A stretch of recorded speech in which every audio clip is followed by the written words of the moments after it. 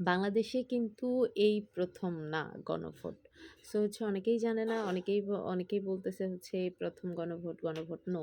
বাংলাদেশে ৪র্থ বারের মতন গণভোট অনুষ্ঠিত হচ্ছে। ১৯৫৭ সালে হচ্ছে সর্বপ্রথম জিয়ার আমলে, জিয়ার শাসনামল আপনার কাছে ভালো লাগে কি ভালো লাগে না, এই বিষয়ে হচ্ছে গণভোট হয়েছিল।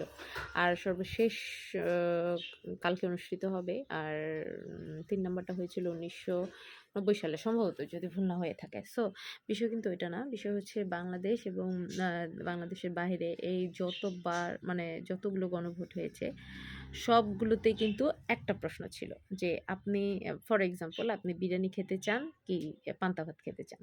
সো হচ্ছে এটার উপরে আপনি হচ্ছে আপনার ইয়েস অর নো ভোট দিবেন।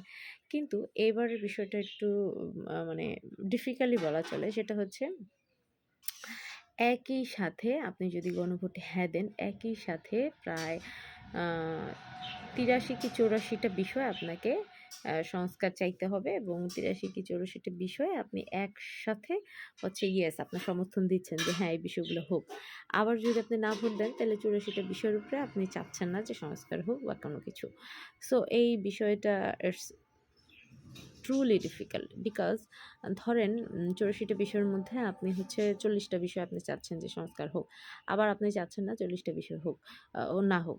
সো সেই বিষয়ে মানে একই সাথে এতগুলো পয়েন্ট একটু তো ডিফিকাল্ট হয়ে যাবে। কারণ আপনি ভোট দেওয়ার পর তো ওই বিষয়ের উপর কাজ চলবে। আবার না দেওয়ার পরও কিন্তু ওই বিষয়ের উপর কন্টিনিউ পার্লামেন্ট চলবে। আর হ্যাঁ, এই ১ম এই কিন্তু বাংলাদেশের নিম্নকক্ষ এবং উচ্চকক্ষ একটি মানে বিশিষ্ট যে আমরা সংসদ বলি সেটা অনুষ্ঠিত হবে।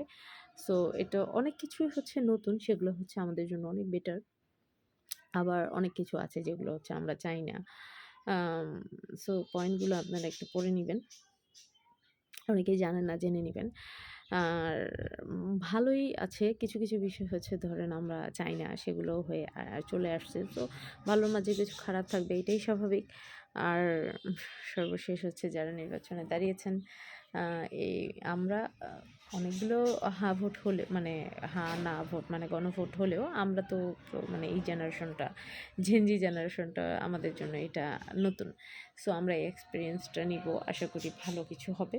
আর আমি চাই আমি আসলে চাই যারা, যারা জিতুক তারা আমি যে আসনের ভোটার সে আসনের না। সো এই বিষয়ে আমি ভিডিও আপলোড করেছি।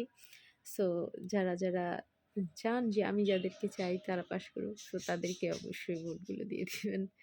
সো সবার জন্য শুভকামনা রইলো।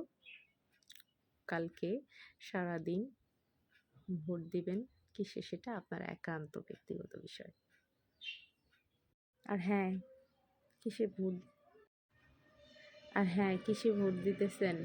পাস করার পর আইসা আমাকে কমেন্টে জানায়েন যে হ্যাঁ, আমি এটাতেই ভোট দিছিলাম। দেখা হবে কালকে ভোটের মাঠে।